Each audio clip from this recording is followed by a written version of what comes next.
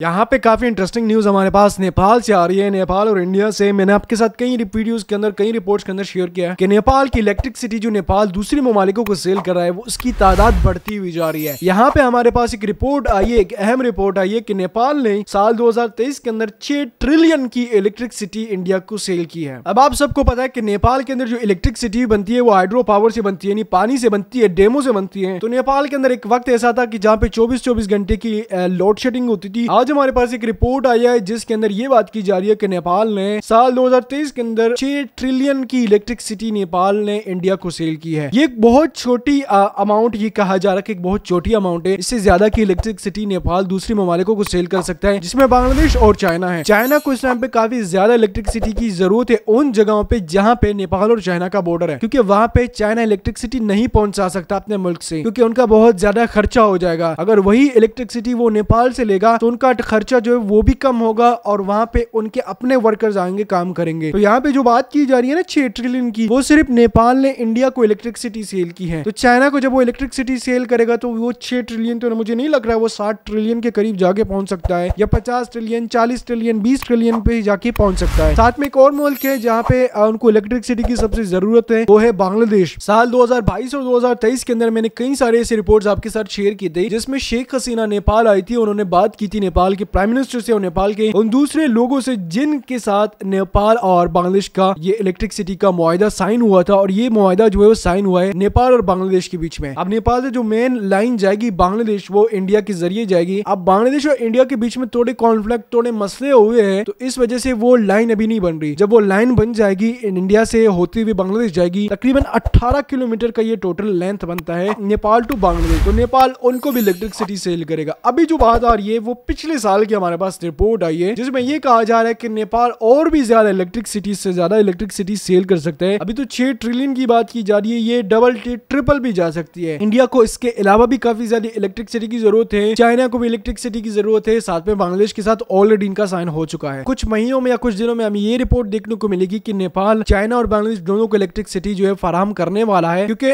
बांग्लादेश के साथ उनका ऑलरेडी जो है वो साइन हो चुका है, रिपोर्ट साइन हो चुकी है, मुआहदा साइन हो चुका है। तो फिर नेपाल उनको भी इलेक्ट्रिसिटी सेल करेगा। अभी जो बात आ रही है वो 6 ट्रिलियन की आ रही है। सिर्फ साल के अंदर, एक साल के अंदर नेपाल ने जो है वो इंडिया को इलेक्ट्रिसिटी सेल किया। तो आप खुद सोच सकें कि अगर वो 2 ममालिकों को सेल करेगा इलेक्ट्रिसिटी, तो नेपाल की जो लेवल है वो कहां पे जा पहुंचेगा। वीडियो अगर इंटरेस्टिंग लगी है तो वीडियो को लाइक लाजमी करिएगा। मिलते हैं नेक्स्ट वीडियो में, तब तक मुझे दीजिएगा इजाजत।